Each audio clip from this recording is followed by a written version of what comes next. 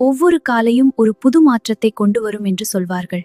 ஆனால் என் வாழ்க்கை அந்த பழைய ஓவிய புத்தகம் போலவே அமைதியாக இருந்தது அவன் வரும் வரை. எனக்கு மனிதர்களை விட இயற்கையை வரையவே பிடிக்கும்.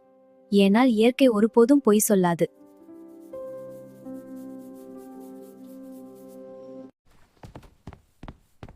ஹலோ, நான் சித்தார்த், இங்கு புதிய மாணவன்.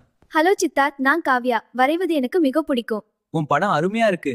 நான் கிட்டார் வாசிப்பேன். சாரி, இந்த இடம் ரொம்ப அமைதியா இருந்துச்சு. அதான் இங்க வந்து கொஞ்சம் பிராக்டிஸ் பண்ணலான்னு வந்தேன். பரவாயில்ல, நீங்க வாசிக்கலாம். எனக்கு இடையூறா இருக்காது.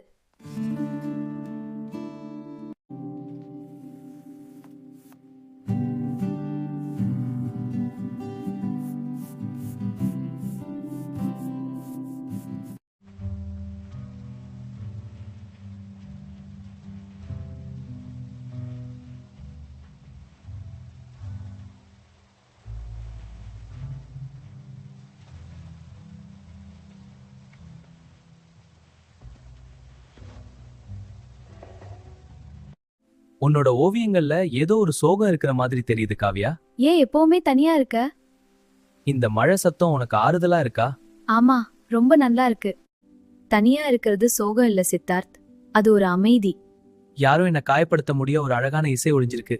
அத நான் கேக்குறேன். அது ஒரு அமைதி.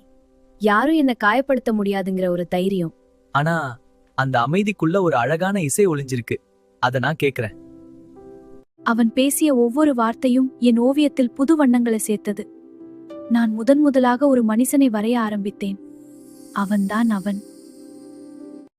காவ்யா, இந்த மழை நாள்ல ஏதாவது வரையலாமா? நல்ல ஐடியா சித்தார்த். ஆனா இந்த அறையை விட்டு வெளியே போகிறேன். சரி, நொறுக்கலாம். நானும் என் வரைபட புத்தகத்தை எடுத்துக்கிறேன். இந்த தாழ்வாரம் ரொம்ப அமைதியா இருக்கு.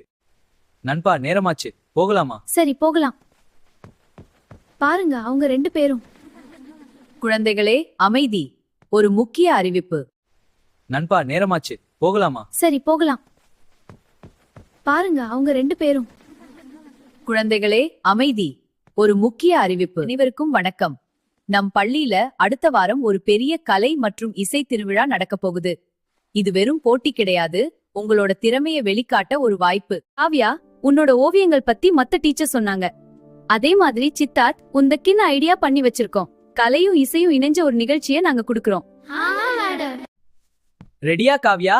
நம்ம ஓவியமும் இசையும் சேர்ந்து எல்லாரையும் ஆச்சரியப்படுத்தணும். பண்ணிடலாம் சித்தார்த். ஆனா இந்த ஓவியத்துல ஒரு புது வண்ணம் சேர போகுதுன்னு எனக்கு தோணுது.